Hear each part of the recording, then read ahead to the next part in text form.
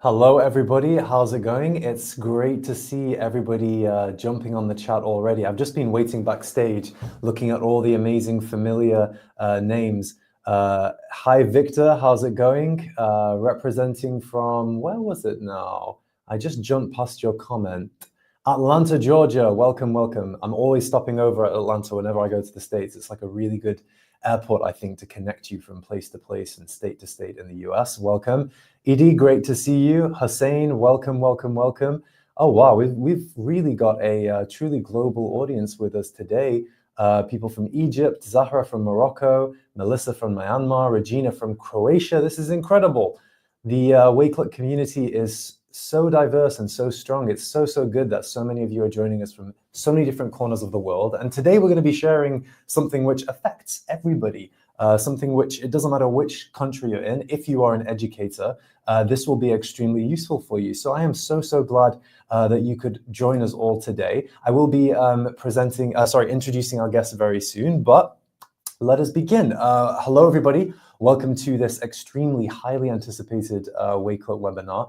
It's one that I've really been looking forward to a lot, and I'm excited. It was actually Ryan from the Wakelet team who was supposed to be hosting this, but he couldn't make it, and that is my opportunity because I know that I'm going to learn a lot, and I know that PBL is really something that I'm very passionate about, and that I didn't realize I was passionate about, but I was when I was a student in school as well. Obviously, back then I didn't know what was the difference between project-based learning and regular learning, let's say, but I know that I gravitated way more towards PBL, so I'm very passionate about it. And today we're going to discover how Wakelet can be a really powerful tool when it comes to PBL.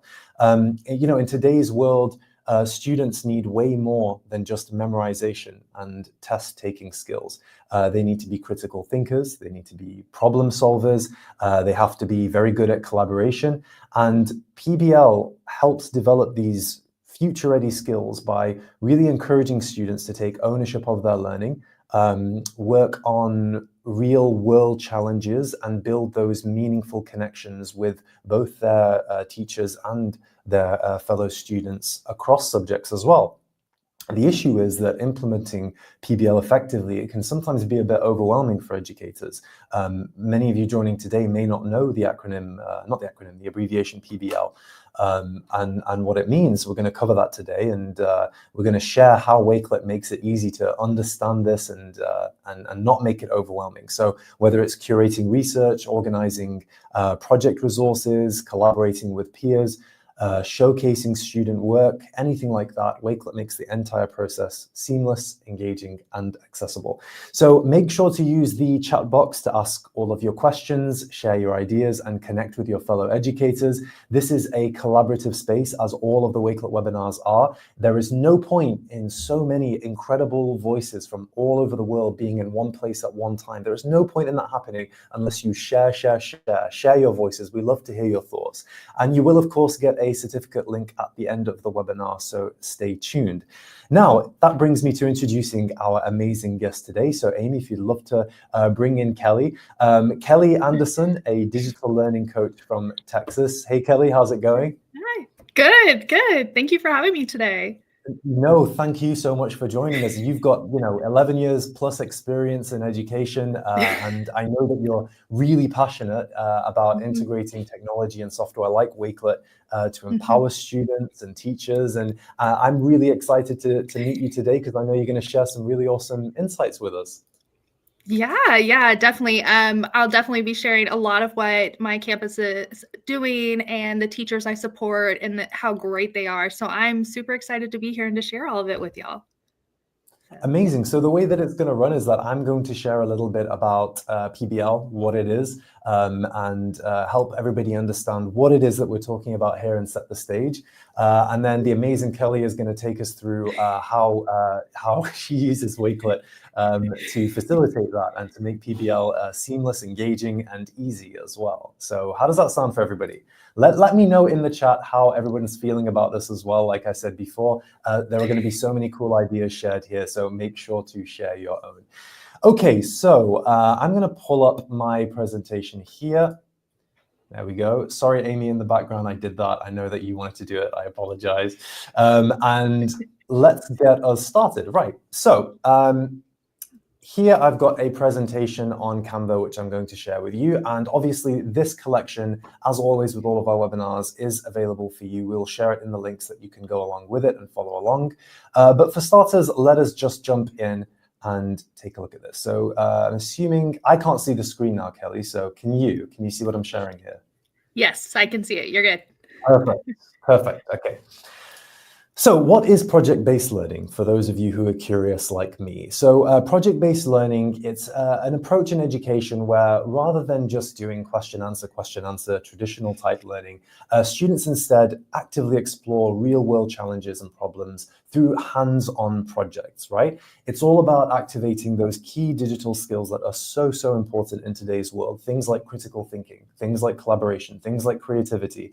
And it does all of this while making learning more engaging and meaningful. So for me, what PBL is the difference from giving somebody a task sheet or a quiz and just hoping that the student memorizes the answers and then, regurgitates them on paper and then you just mark it, to actually putting the student in the seat of decision-making, helping them, empowering them, having them take ownership over a particular project, particular thing, bringing in the outside world into the classroom and vice versa, and having those students actively engage in those subjects.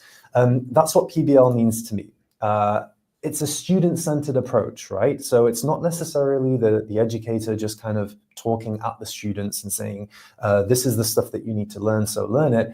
The learning is driven by the students actively engaging in these projects. It's hands-on, it's inquiry-based. So students explore subjects by solving complex, meaningful problems. It's collaborative, it's all about critical thinking. It's encouraging teamwork and problem solving and communication between students. A lot of project-based learning is group-based learning as well. So I know that Kelly will be showing us some amazing stuff on this. I can't do it justice, but there's but there are some amazing collections on Wakelet, examples of project-based learning on a collaborative level, where you have a group of students who are all working on a particular thing and communicating with each other. It's really, really cool. It's authentic and practical. So projects relate to real-world challenges, making learning relevant. Once students go from school beyond the classroom into either university or employment, that's the real world, right? So project-based learning is about bringing elements of that in. Not everything, but just a few bits at a time, helping students think outside of the box. And assessment through projects as well. So instead of the traditional standardized tests, students are going to demonstrate their learning through things like presentations, prototypes, or reports, and they're demonstrating their learning through that. And Wakelet's a really cool way for them to do that. So why is it that this is important for students? What benefits does project-based learning offer to students? Why is it different from anything else? Well, interdisciplinary learning. So projects that you do with PBL often integrate multiple subjects, helping students see connections across the disciplines.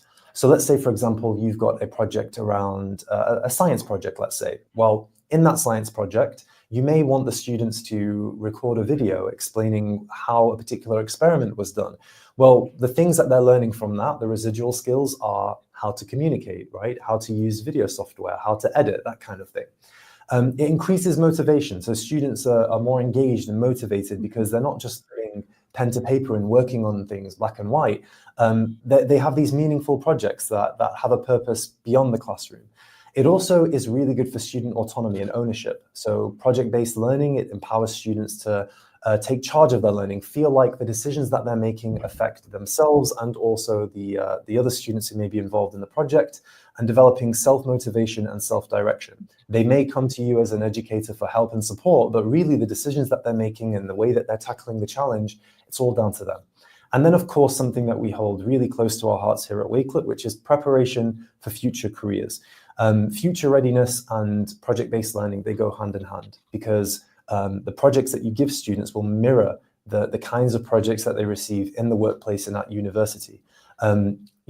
If you think about your job as an educator, quite often a lot of projects are involved in that, right?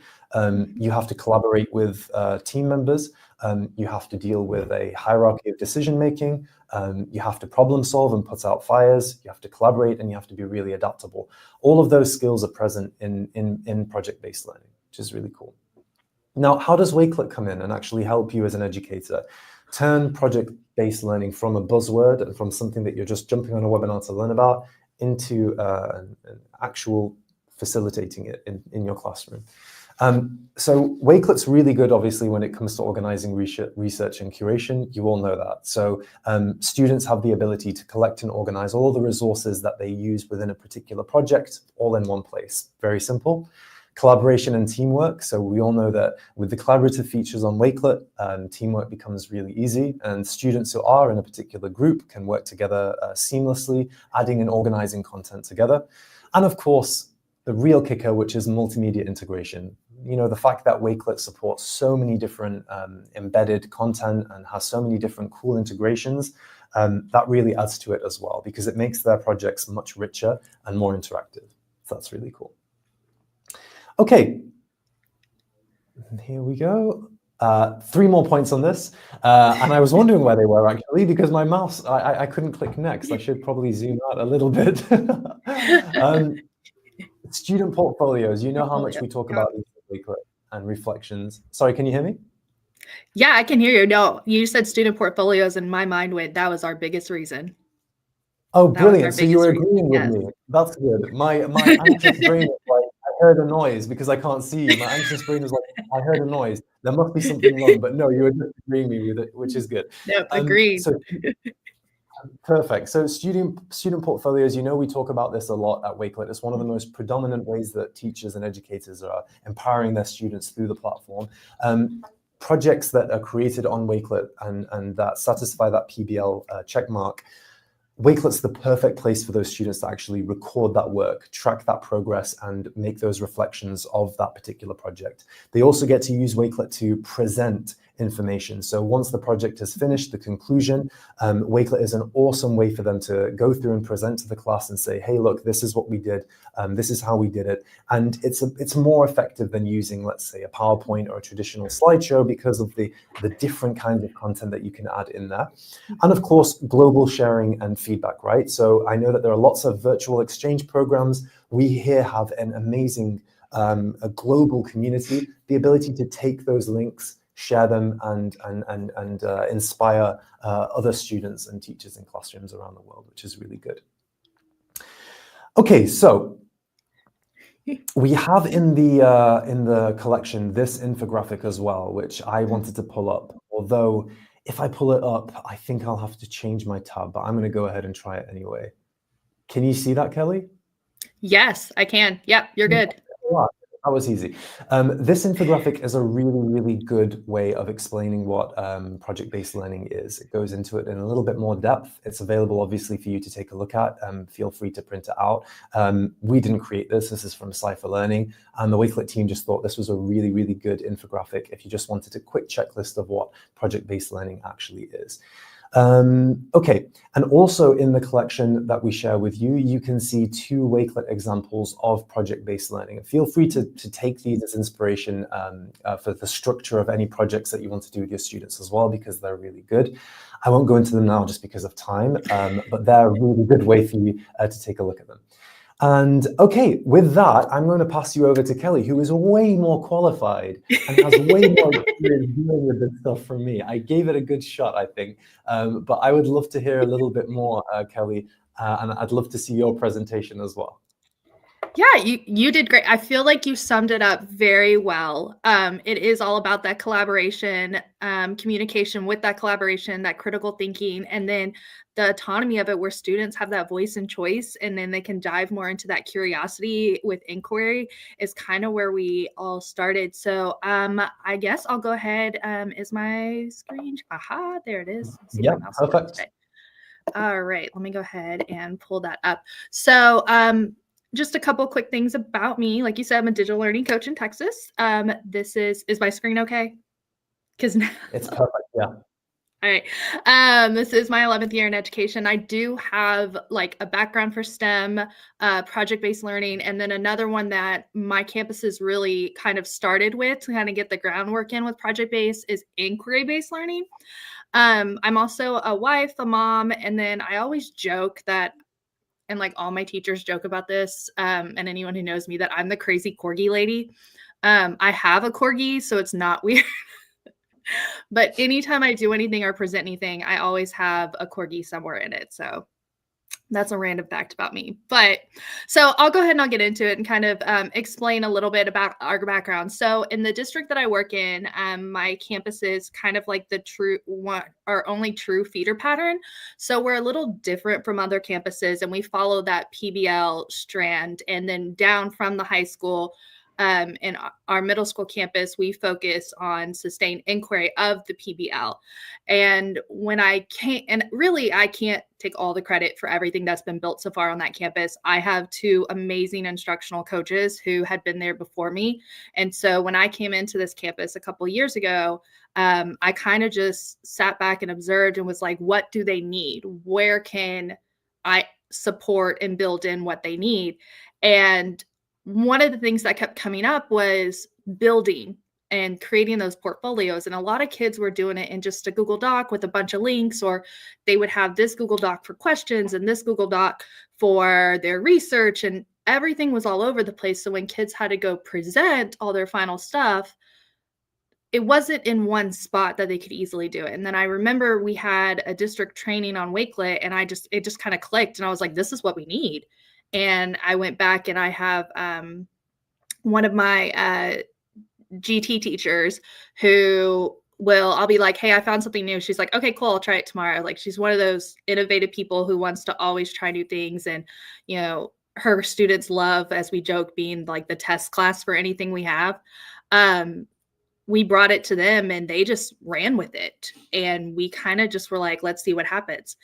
And so in ours, we do have PBL in it, but ours is mostly focused on inquiry based. So with inquiry based, we follow the Jessica Vance, leading with inquiry kind of infographic. And I have all these resources linked at the bottom. So we follow within that curiosity and letting kids build on their learning from what they want to know. So it's adding in that autonomy, it's adding in that voice and choice in what they're doing in the classroom. And so this year we focused on the 10 characteristics. And if you've never read Trevor McKenzie's book on inquiry in the classroom, it puts it in a way to where you can implement it the next day. Like, he's so great at breaking it down in the step by steps. But with this, we kind of focused on the 10 characteristics. So we have it where, our English class is doing passion projects and letting kids pick what they want and connecting back to what they're doing. We're fostering that curiosity for learning is like the biggest one that we've been doing. So that's kind of a background of where we're at. But back to what we did. So our students needed a way, and I have one of the first ones that we did, to put everything in one place and present their findings. And so I walked in her class and I said, I'm going to show the class Wakelet. And they were like, okay. And so we just gave them a basic template that just said, here's the project. And we said, you need to have your research in here. You need to have your questioning in here. And then you need to have your final project at the end. And then they had one thing that they had to put in our learning management system for the teacher to grade. And when I say those students went above and beyond, mostly because when they found out they can design and make it however they want, they thought it was the coolest thing ever. They loved that they could go make their own backgrounds and upload them. They loved that they could change the header on them. They found out ways to change, like how I have right here, adding images to the different sections. And they just went above and beyond of what they created. And so we showed that to our English team, and we said, do y'all want to try it? And they said yes. So I had a teacher who was like, well, I want to make it. And so we sat down, and this is one of the first ones that we did. Did it load? Is it good? Can you hear me? Yep, perfect. Yep. Okay. Making sure it loaded. All right. So this is one of the first ones that we did, and it was a self-selected. It was a very small, because with inquiry, you don't always have to, and even project-based, it doesn't have to be this big, huge thing. It could be an intro or a hook where they're taking what they want to learn more about and presenting it. And then it's building into something else. So it doesn't have to be this big, huge thing. It could be something small, as this one, their essential question was someone who's overcome adversity.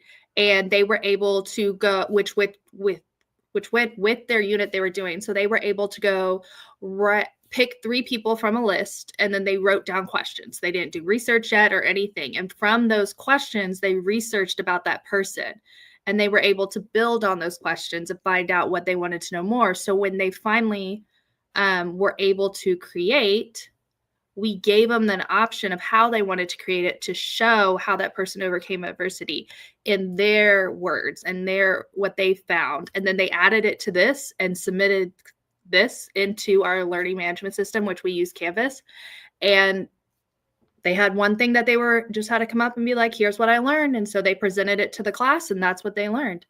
And then from there, we added it more we built it bigger. So now we were going with our unit 2 one, we built it even bigger. So their entire unit was built into a Wakelet. So every time they read a text and analyzed it for that essential question, they added it to this. And all we did was give the students a template.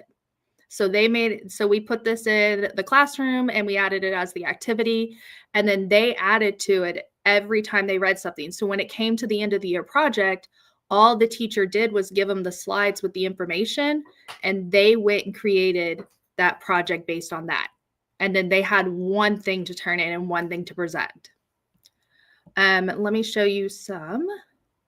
And then I have some social studies examples, and then I have a math example down here too. But here's an example of student work. And I just screenshotted them for what they did. So this one was they had to create a museum tour with artifacts over someone who made a sudden impact in history. And so this group put all their artifacts linked in here, along with all their research questions and their works cited page. And then when they presented it to the class, they just pulled this up and talked about how Martin Luther was an impact to history. This group did Disney. They were able to link a Canva presentation, which is one thing that we love, is that they don't have to stay in Wakelet to build all the stuff they want. They can go make a Canva presentation. They could go make something interactive. Like a lot of times we're like, what did you find? What do you have? Like looking at that while still staying in lines of what they can work in. And then this group was probably my favorite when the teacher showed it to me. So they did Alexander the Great, but they built their entire thing in a Canva presentation, and then they had their works cited down here. And so when they got up to present, they went through their presentation, were able to show all their research, but they still could make it theirs and personalize it without having to open this document, then open this document, and open this document. So that is a lot of what we're doing. And I love when our teachers give the students an opportunity to find what they want to know about, and see how it goes. We do have some in here where we've added AI chatbots. We've added text for them to read. We've added, you can see with let me pull this one up. This one's one of my favorites. This one was probably one of my favorite ones I did for Texas history. They had 2 articles they had to read, which we did from DFID, and then we also were able to translate it. And then they added in a chatbot, but from that chatbot, they generated questions. So instead of the teacher going, okay, table 1's going to have Sam Houston, table 2 is going to have Sam Houston's second term, they let the students learn more. They had not gone over anything about the Texas presidents or any information about it. They let them go and read the article, and then they did kind of like a know, wonder, and learn chart. And then from there, they had to interview one of them in the chatbot and generate questions from that. And then they took their questions and led into their research. But So they're still having to research all of them and learn about them. But then the students only had to pick one person, one president, and they made a campaign poster. And it was all in the same document. So students aren't having to go find this Google Doc or let me go find my journal. We built it together. We tipped into that curiosity of what they wanted to learn more about. And so when the students were able to present this, it wasn't the teacher standing up talking about, here's what happened during Sam Houston's term. It was the students saying, here's what I found interesting. And they actually ended up, after the students presented it, they put them up in the hallway so that the other classes, once they finished, did a gallery walk and were able to write one thing they found interesting or one thing they wanted to know more about from each poster, which again adds into that collaboration, adds into that, that student feedback, which is huge in the classroom. And they're able to do that way. All right. I'm trying to think what else I have in here. There we go. And then, so again, that all leads back to our project base. So once they leave our campus and they go to high school, they're diving more into that inquiry and then going more into that project base. So this is, if you've never looked at PBL Works, it's probably the best. I love going to it because it has resources, and the resources are broken down by activity to introduce in each one. And so that's where, so they're coming from us, we're building on that inquiry. And then by the time they get to high school, that inquiry is a big part that drives their learning. So, yeah.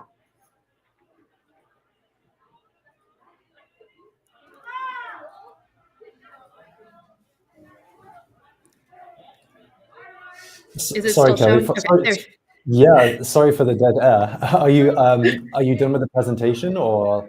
Yes. And then the other thing I have is resources down here. So, yeah. Amazing, and we're going to be sharing those resources as well in the collection that you obviously get at the end of the session. But Kelly, I wanted to just ask: do you find, obviously, you've been doing this for so long now, like, do you find that the students are like much more engaged doing this kind of project as opposed to a quiz or something else? Would you say? So our district is standards-based learning, and what that means is that they're learning based on the skill and not just getting a 70 because they turned something in. And I feel our campus, I see a difference in the students in the classroom. They want to know more, and they are the ones that are driving that learning in the classroom. And they're having these amazing conversations when we come in.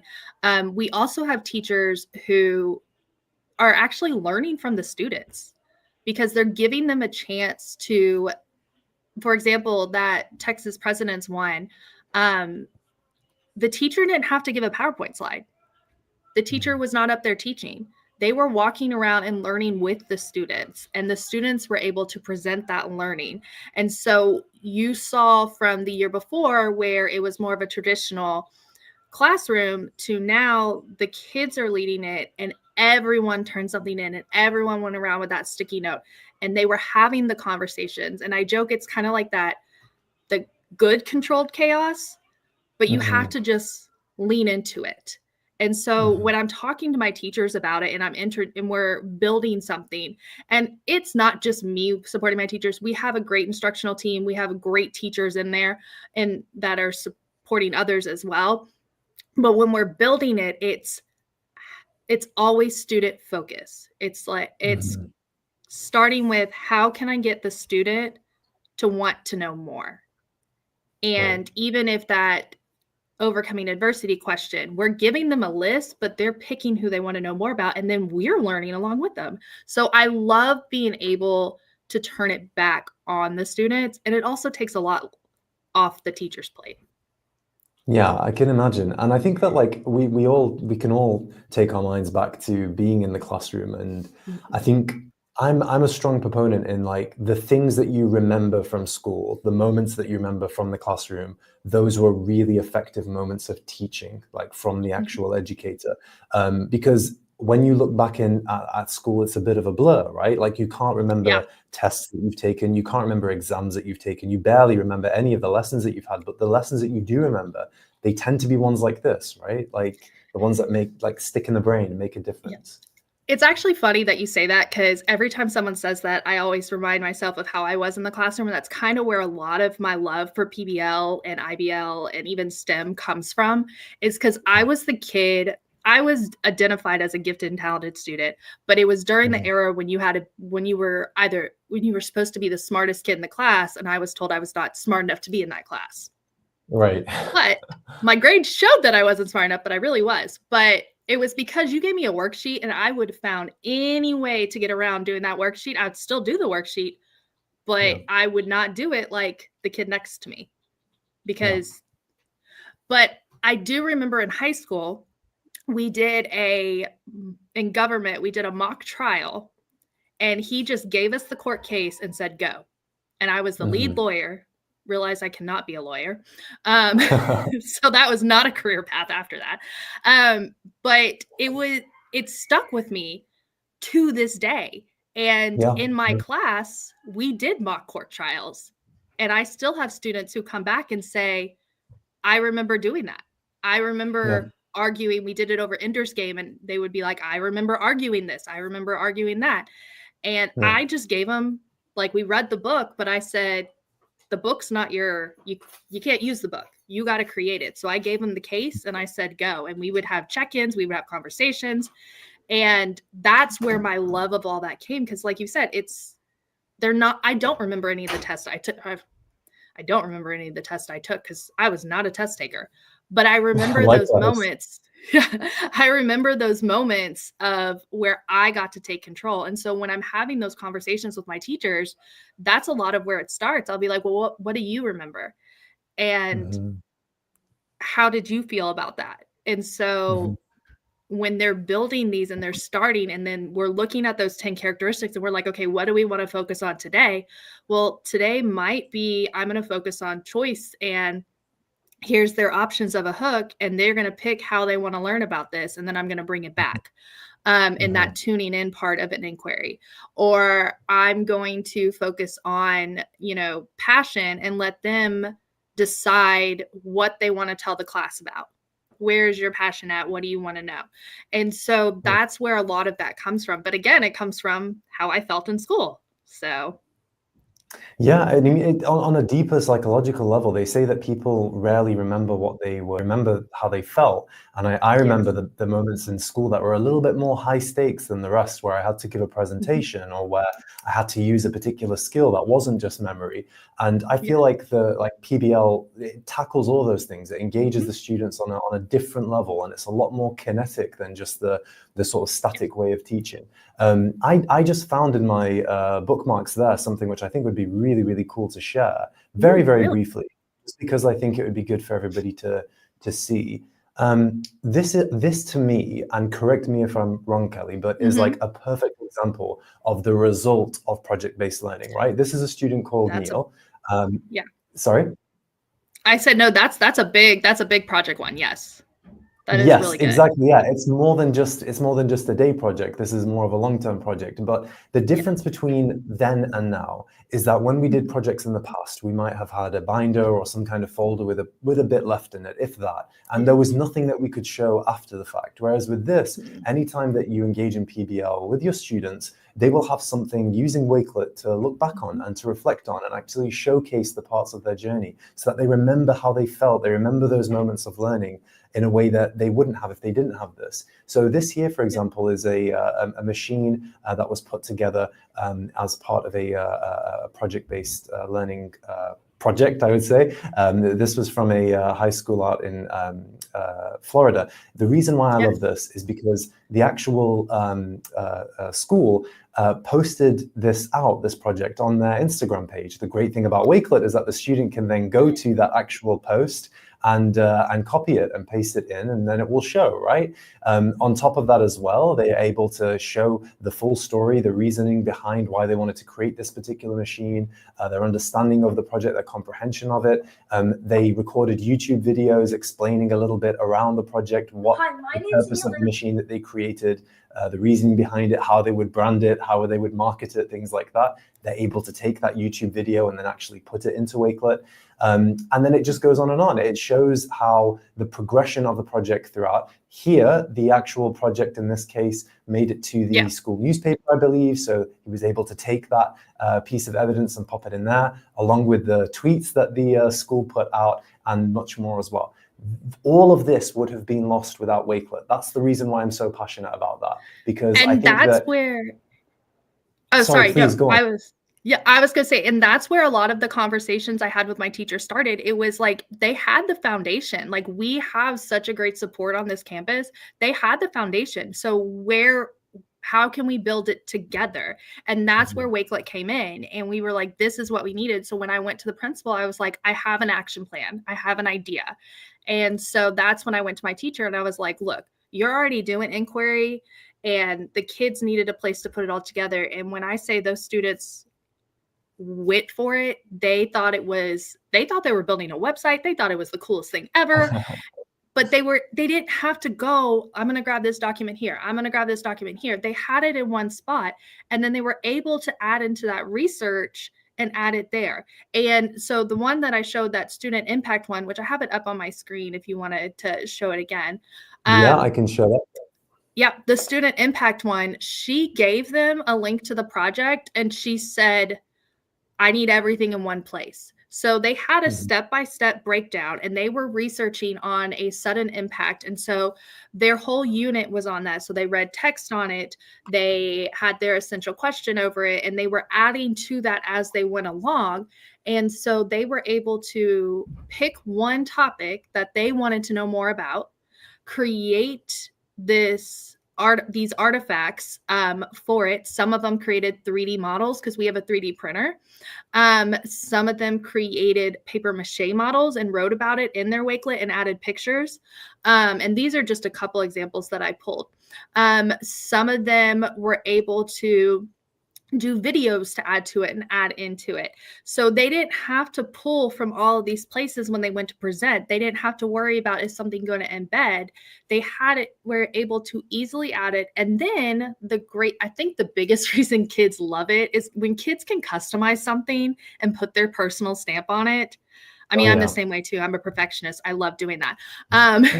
They have so much fun. And then when I showed them that they could do it Canva directly in there, they thought it was like Christmas morning. They were like, this is the coolest thing ever. Like, I was like, oh, I'm cool now? Cool. Thank you. But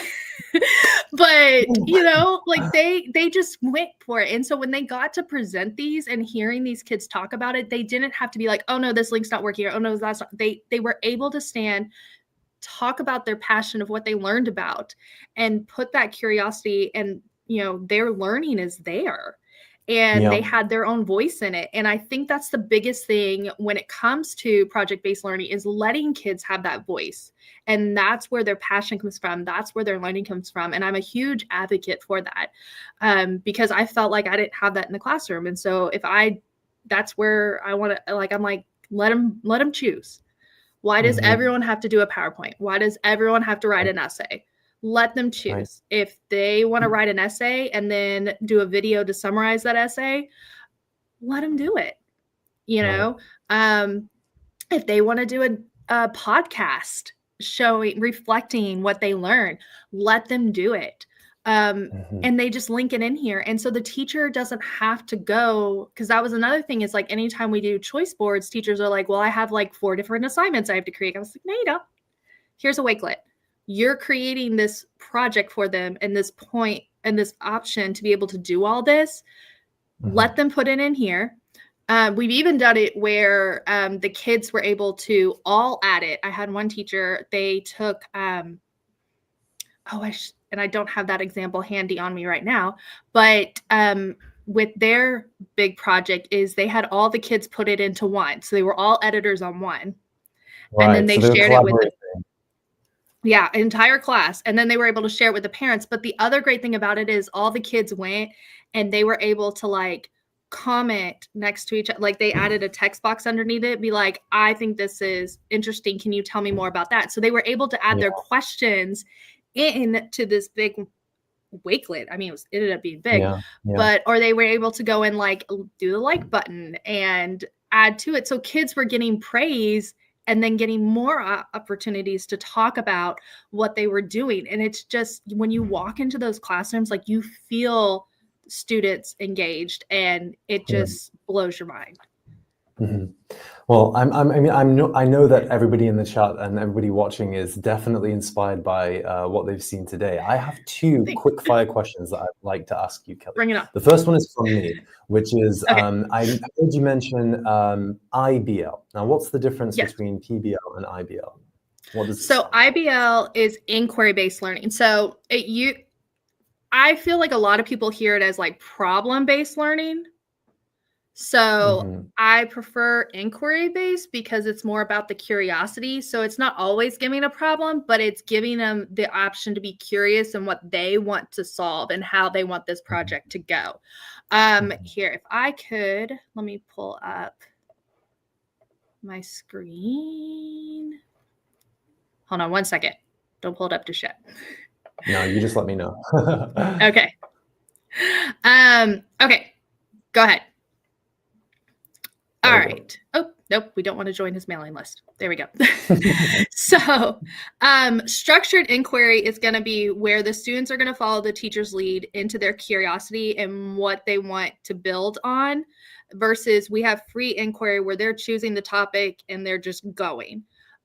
So there's a huge difference in that, but inquiry is going to be more about that curiosity and what the students want to know more about. That's not the one I want. There it is. So it could start with the essential question and giving them time to plan and propose. So it's another way you could say it is problem-based, but it's more about that curiosity, where project-based is going to be focused on that project that they're building.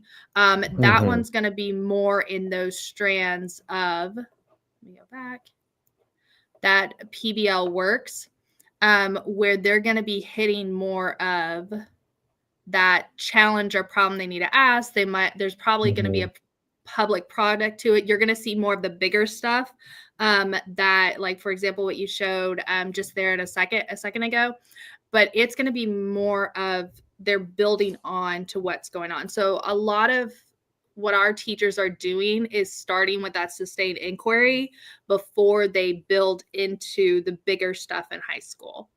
Got you. I feel like that's kind of the bigger difference. No, I think that distinction's clear. Yeah. One's just more about curiosity, the other one's bigger. Yeah, got you.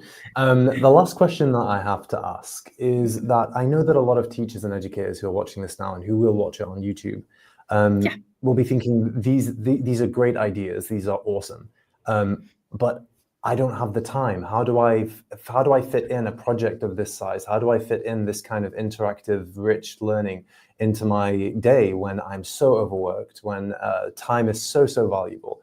I think what you've shown here is that it's actually remarkably easy to do that. And I know that, you use the example of your memorable experience at school where it's just very quickly, here's a legal case, split into teams and argue it. What would you say to educators who may feel a little bit challenged by that, who might think, where do I find the time to do this? I say start small. It's not about recreating your curriculum.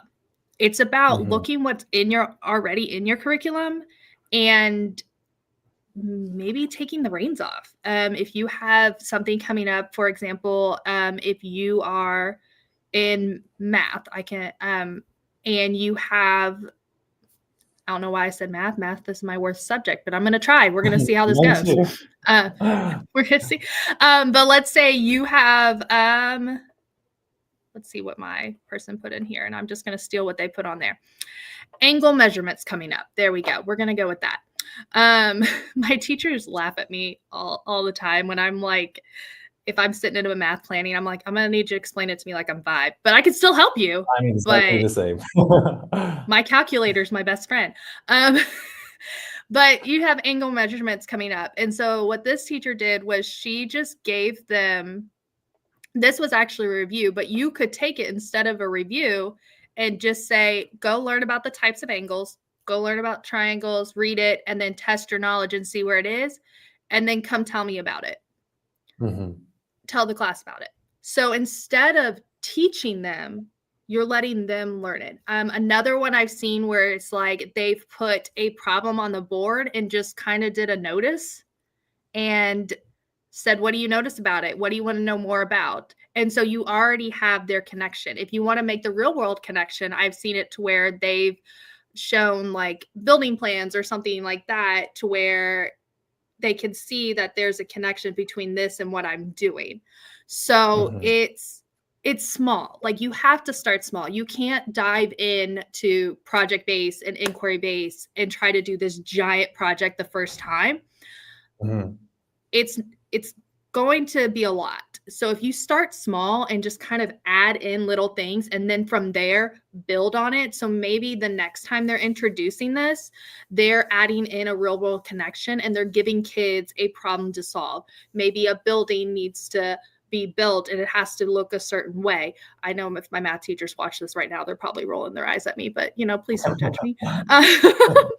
But it's you have to start small. And that's a lot of the stuff that we've talked about with our teachers is, let's look at what's already there and let's build on it from there.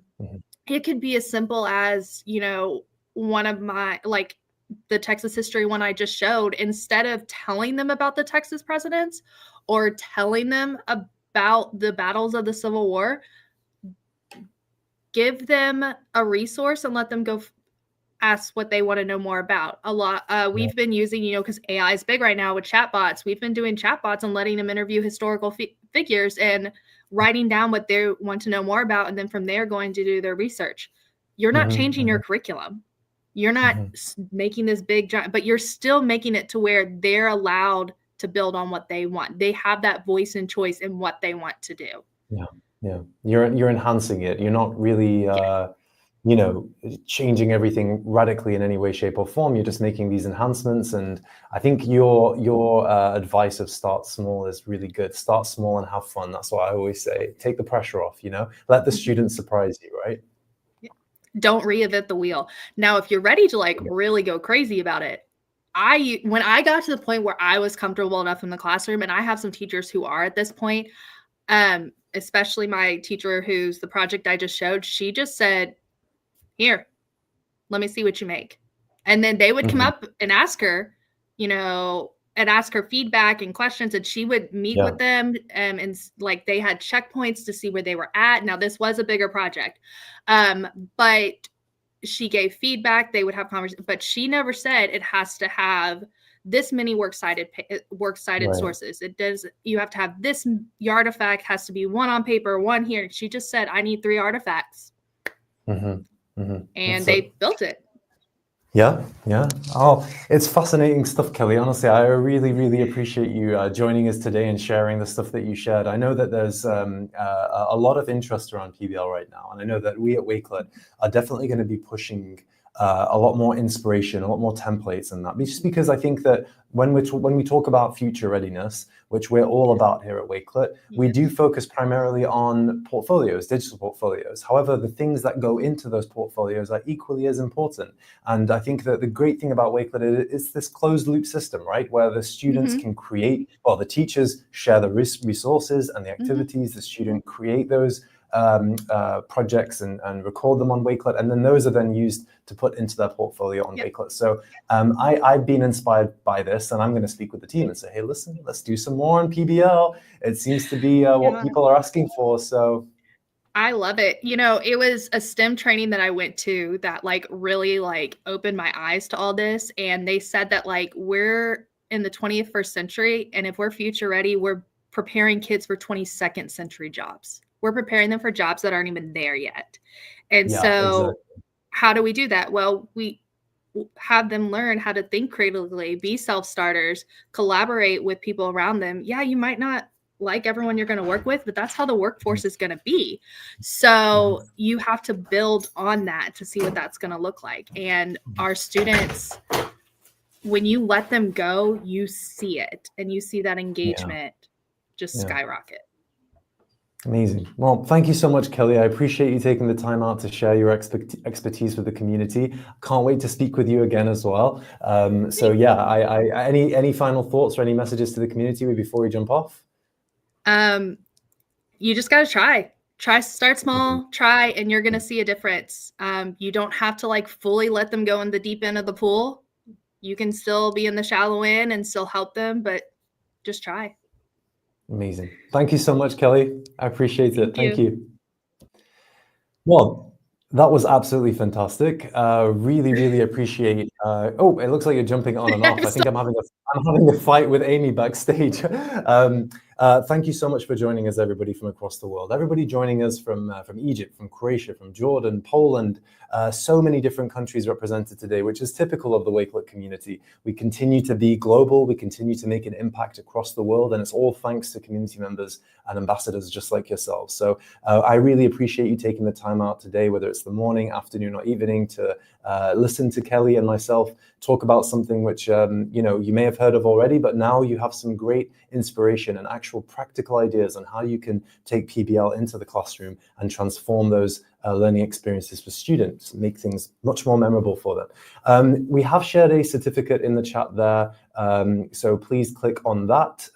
If you don't have the time before this finishes, you can always go back to the YouTube video, check the chat there. And of course, all of the resources were shared in the chat as well. We've got some amazing webinars coming up. Today was a really special day, actually, because we just launched sections on Wakelet. This is something that has been highly anticipated. You're all looking for a new way to add a layer of organization to your collections, to give them more comprehension, to give them more structure, to make them look better as well. So the sections update is now live on your Wakelet account. So once you've finished with this webinar, you can jump onto your Wakelet accounts and give them a try.